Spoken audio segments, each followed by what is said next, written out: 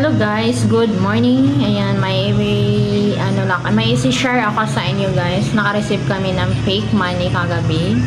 So, hindi na determine na naman ng pamboy ko guys. Ang fake kasi hindi niya chinek. So, para sa awareness sa lahat guys, ito. Yan, ikuskus nyo to siya guys sa malinis na papel. Kasi yung hindi PKI, ayan, wala siyang kulay blue. Once na i-ano nyo yan siya, ikuskus sa papel na puti, magkakulay blue yan. So, pangalawa, ito siya guys, ang totoong pera ay magaspang. Itong Republika ng Pilipinas, magaspang yan siya pag